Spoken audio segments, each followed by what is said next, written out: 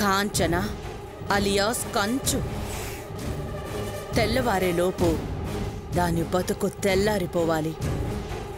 నేను నా కొడుకు ఇంటికి వెళ్లేలోపు దాని శవం శ్మశానానికి చేరుకోవాలి. దాని చావుతో నాకు పట్టిన దరిద్రం వదిలిపోవాలి. అర్థమైందమ్మా. కాకపోతే దాని దగ్గర చిన్నపిల్లలున్నారు. ఈ టైంలో అటాక్ చేస్తే వాళ్ళని కూడా చంపేయాల్సి వస్తుంది.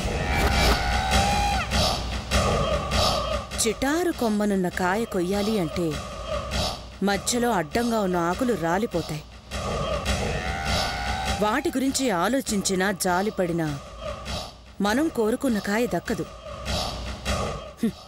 మనం దాని చావు చూడాలనుకున్నాం.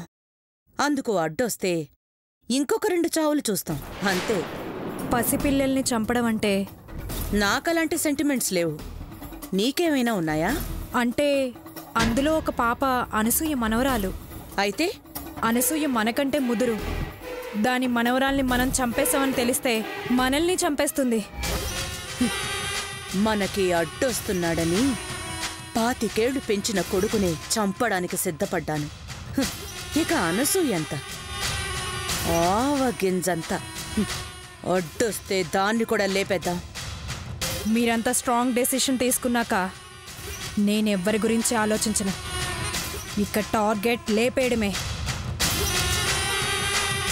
రేపటితో కాంచన చరిత్ర ముగిసిపోవాలి. రేపు పోయేది ఒక్క ప్రాణమా 3 ప్రాణాలా అన్నది కాలమే డిసైడ్ చేస్తుంది.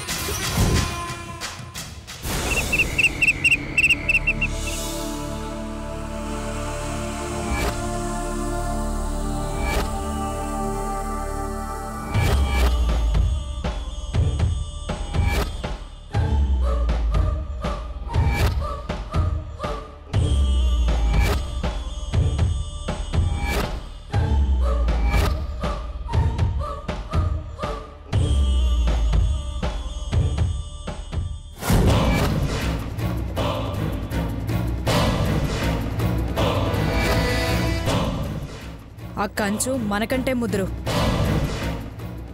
తేడా వచ్చిందంటే అది మనల్నే లేపేస్తుంది. ముఖ్యంగా దాని పక్కన 2 పిల్లలున్నారు. అడ్డొస్తే వాళ్ళని కూడా లేపేయండి. అలాగే మేడం.